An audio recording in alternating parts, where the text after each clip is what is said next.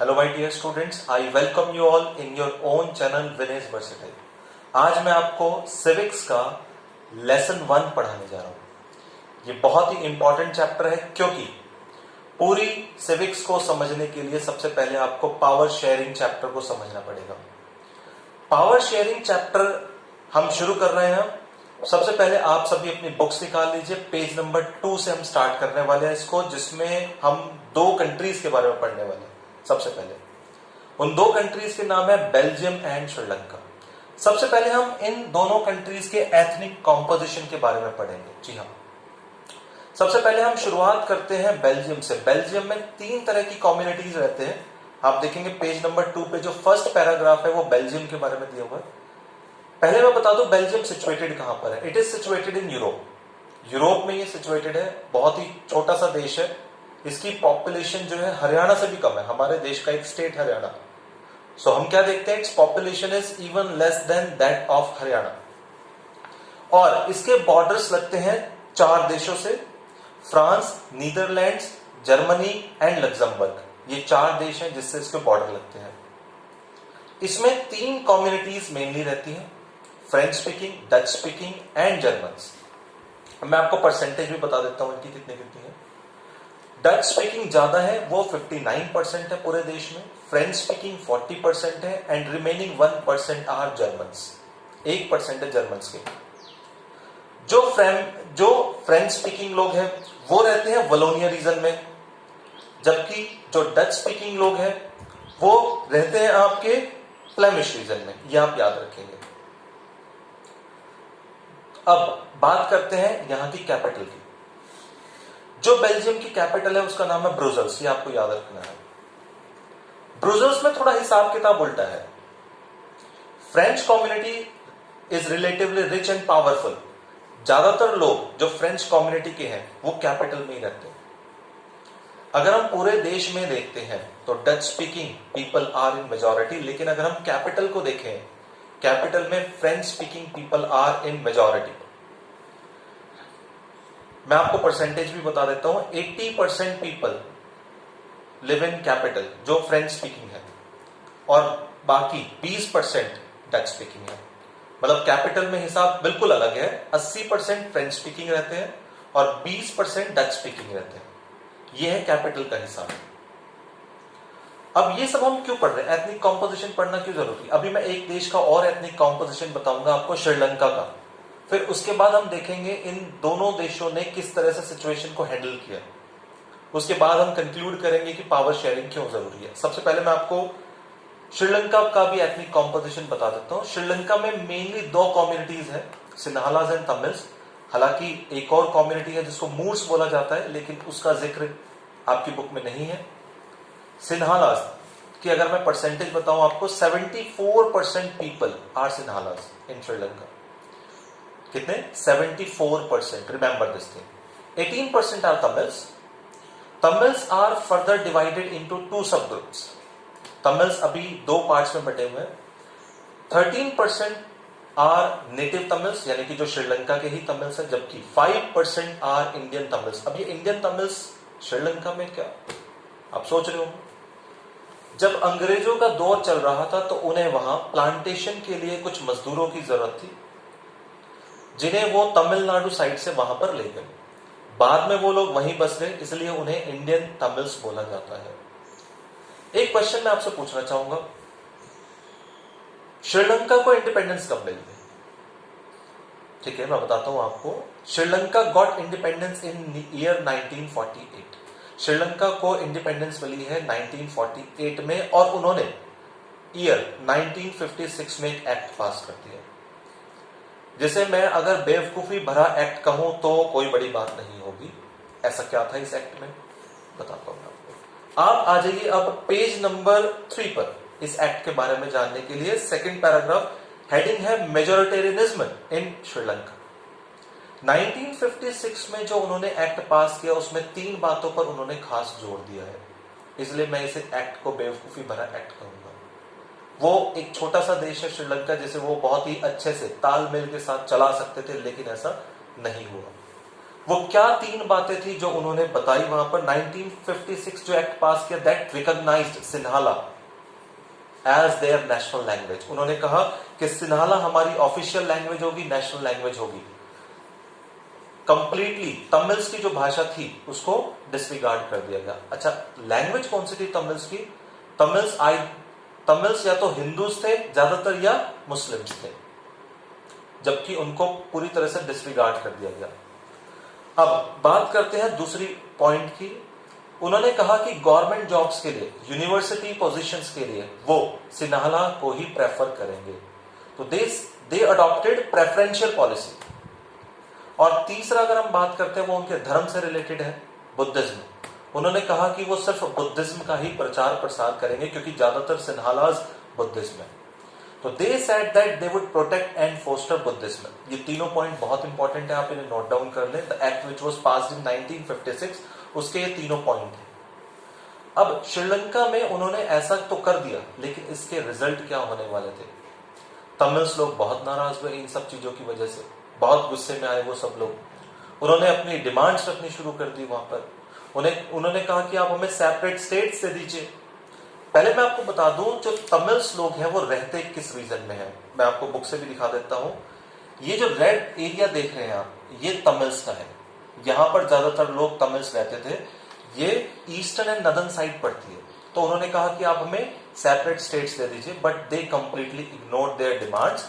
उसके बाद वहां पर युद्ध शुरू हो गया। युद्ध का मतलब वहां पर आपस में सिविल वॉर शुरू हो गया। और ये सिविल वॉर कोई आम वॉर नहीं था, इसमें हथियारों का भी पूरी तरह से इस्तेमाल किया गया। जबकि अब मैं आपको बताऊंगा बेल्जियम के बारे में। बेल्जियम में क्या हुआ? बेल्जियम में लोग थोड़े समझदार निकले। उन्होंने जो भी काम किया थोड़ा बुद्धिमानी से किया। ऐसा क्या किया उन्होंने अपने देश को बड़े ही समझदारी से हैंडल किया। उन्होंने इस तरह का कोई भी सिविल वॉर अपने यहां नहीं होने दिया। इसके लिए हमें पढ़ना होगा अकोमोडेशन इन बेल्जियम। जबकि श्रीलंका में हम देखते हैं उन्होंने मेजोरिटेरियनिज्म पॉलिसी को अडॉप्ट किया था। थोड़ा सा मैं इस पॉलिसी के बारे में बता देता हूं। मेजोरिटेरियनिज्म, ये आपको पेज नंबर 3 में ही ग्लॉसरी में मिलेगी इसकी डेफिनेशन, आप इसको देख सकते हैं।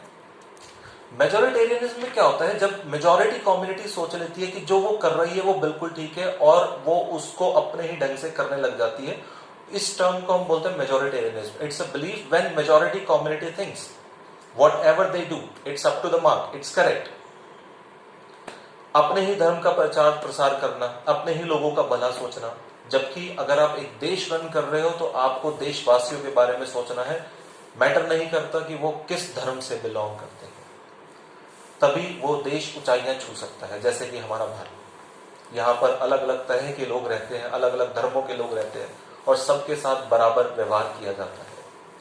चलिए बात करते हैं बेल्जियम की। बेल्जियम में ऐसा क्या हुआ कि वहां किसी तरह की कोई टेंशन नहीं हुई? इसके लिए हमें पढ़ना पड़ेगा अकोमोडेशन इन बेल्जियम। इसमें 4 पॉइंट मैं आपको बताना चाहूंगा। बेल्जियम में 1970 और 1993 के बीच कॉन्स्टिट्यूशन को काफी बार अमेंड भी किया गया। देखो लिखा हुआ है, Between 1970 and 1993 they amended their constitution 4 times। 4 बार उन्होंने अपने कॉन्स्टिट्यूशन को अमेंड किया। और क्या बातें कंक्लूड की उन लोगों ने? उन्होंने कहा कि number of ministers shall be equal. जो मंत्रियों की संख्या है वो बराबर होगी दोनों कम्युनिटी से। Constitution prescribes that number of Dutch speaking and French speaking ministers shall be equal in the central government. और उन्होंने ये भी कहा कि अगर कोई स्पेशल लॉ है जिसको पास किया जाना है, उसके लिए दोनों की मेजॉरिटी की आवश्यकता होगी। मतलब फ्रेंच स्पीकिंग के ज्यादातर मिनिस्टर्स कहेंगे और डच स्पीकिंग के भी ज्यादातर मिनिस्टर्स यानी कि 51% कहेंगे, तो ही वो कोई स्पेशल लॉ पास हो सकता है।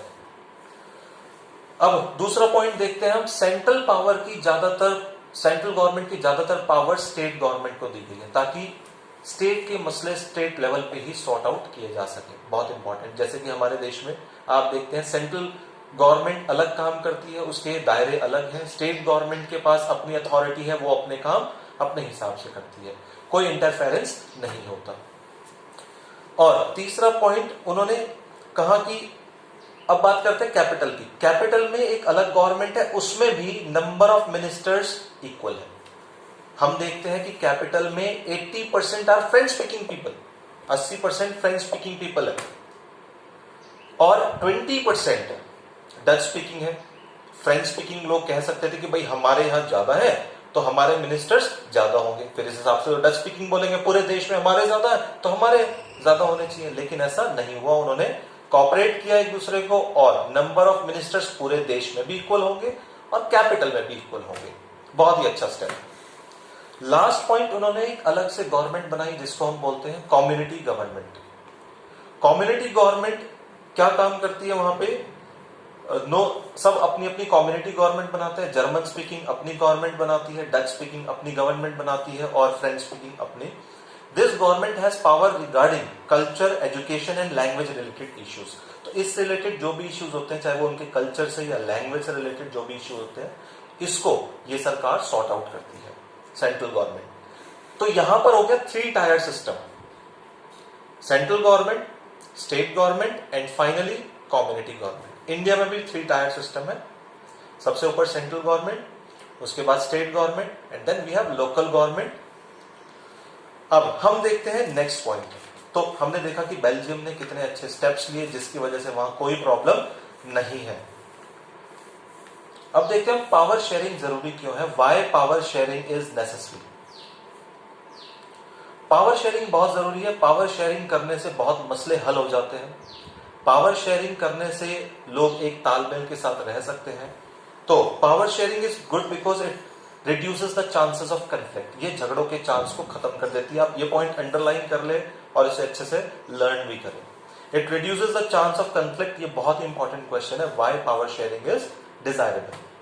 असल में पावर शेयरिंग 2 तरह से की जाती है। एक इसके 2 वेज है। एक प्रूडेंशियल, 2 रीजंस है, prudential reasons and moral reasons. अभी जो मैं आपको बता रहा हूं ये प्रूडेंशियल रीजंस है जो गेन और लॉसेस के बेस पर होते हैं। हम देखते हैं किसी भी पर्टिकुलर चीज का फायदा और नुकसान क्या है, उसको हम बोलते हैं प्रूडेंशियल रीजंस। तो हम देखते हैं it reduces the possibility of conflict, झगड़ों के चांस कम हो जाते हैं। It ensures stability of government, सरकार में एक स्थिरता आती है, सरकार को बार बार बदलने की जरूरत नहीं पड़ेगी क्योंकि हमारी अपनी सरकार है, हम खुश हैं, हम क्यों बदलेंगे उसको। ठीक है। थर्ड पॉइंट है, अगर हम मेजॉरिटी के हिसाब से काम करें तो ये शॉर्ट रन के लिए तो अच्छा हो सकता है लेकिन लॉन्ग रन के लिए बड़ा नुकसानदायक हो सकता है। ठीक है। तो for a short run it may look like an attractive option but for a long run it undermines the unity of the nation. दूसरा, अगर हम मॉरल रीजन में बात करें, पहला पॉइंट होगा it is the very spirit of democracy.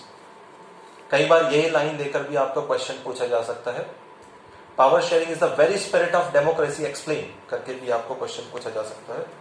तो इसमें हम देखेंगे जो लोग हमारे देश में रहते हैं उन्हें पूरा अधिकार है अपनी सरकार को चुनने का, ये जानने का कि कौन राज करने वाला है, कैसे राज करने वाला है, क्या रूल्स रेगुलेशंस रहेंगे।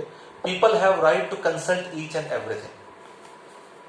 दे have right how the government is going to work, how they are to be govern. ये पूरा अधिकार है उन्हें जानने का।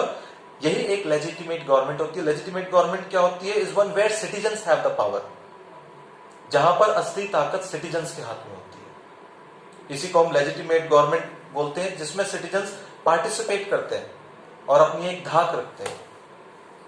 क्लियर? तो इस तरह से पावर शेयरिंग बहुत जरूरी है क्योंकि पावर शेयरिंग होने से बहुत सारी समस्याएं हल हो जाती है। इंडिया में जो सेंट्रल गवर्नमेंट का काम है वो सेंट्रल गवर्नमेंट करती है, जो स्टेट गवर्नमेंट का काम है स्टेट गवर्नमेंट करती है, और बहुत सी पावर्स लोकल गवर्नमेंट को दी गई है। तो बहुत सारे इश्यूज जो होते हैं वो लोकल लेवल पे ही सॉर्ट आउट हो जाते हैं। तो जो लोकल लोग हैं उन्हें किसी तरह की कोई परेशानी नहीं है। अब हम बढ़ रहे हैं इस चैप्टर के लास्ट टॉपिक की तरफ, फॉर्म्स ऑफ पावर शेयरिंग। अब पावर शेयरिंग कई तरह से की जाती है। इसमें हम देखेंगे फॉर्म्स ऑफ पावर शेयरिंग। पहला हम देखेंगे इसमें basically horizontal form of power sharing, vertical form of power sharing. ये दोनों पॉइंट बहुत इंपॉर्टेंट है। Horizontal form of power sharing में हम देखते हैं जिस तरह से एक कुर्सी के 4 पैर होते हैं, इसी तरह से यहां भी सरकारी तंत्र के 4 पैर होते हैं, एग्जीक्यूटिव, जुडिशरी, लेजिस्लेचर। ये तीनों बराबर पावर रखते हैं और चौथा इसमें होता है मीडिया का रोल। चौथा पैर जिसको हम बोलते हैं मीडिया है वो। लेकिन हम इसमें अभी 3 ही पैरों की बात करेंगे, जुडिशरी, लेजिस्लेचर एंड एग्जीक्यूटिव की। इन तीनों की पावर्स इक्वल होती हैं, इसलिए मैंने क्या बोला, horizontal form of power sharing, यानी कि एक ही लाइन में। ठीक, गॉट इट? यानी कि तीनों पावरफुल है, ये तीनों चेक एंड बैलेंस का काम करती है। ये देखती है कि बाकी के दो तंत्र ठीक से काम कर रहे हैं या नहीं। बहुत ही अच्छा सिस्टम बनाया हुआ हमारे देश में। एग्जीक्यूटिव, लेजिस्लेचर एंड जुडिशरी आपस में चेक एंड बैलेंस का काम कर रहे हैं। ये देख रहे हैं कि सब काम ठीक से चल रहा है या नहीं। दूसरा हमारा पॉइंट है vertical form of power sharing. आपको पता है कि एक डीएम की और एक हवलदार की पावर्स एक नहीं हो सकती, क्योंकि बहुत सारे काम ऐसे हैं जो हवलदार के लेवल के होते हैं और बहुत सारे काम ऐसे जो डीएम के लेवल के होते हैं, तो इनमें डिफरेंस होता है। इसका एग्जांपल आप इस तरह से समझ सकते हैं, सेंट्रल गवर्नमेंट, स्टेट गवर्नमेंट और लोकल गवर्नमेंट को, जैसे इसमें दिया भी हुआ। सेंट्रल गवर्नमेंट का अपना काम काज है, जबकि स्टेट गवर्नमेंट का अपना काम काज है, लोकल लेवल का। ये तीनों इक्वली पावरफुल नहीं हो सकते, तो इसलिए इनको एक अलग पैरामीटर से जज किया जाता है। इसमें आप इस तरह से बोल सकते हैं vertical form of power sharing, central government is at the top, then comes state government and finally comes local government. Last में हम देख सकते हैं कि पावर में ऑल्सो भी शेयर्ड, पावर हम शेयर कर सकते हैं अमंग सोशल ग्रुप।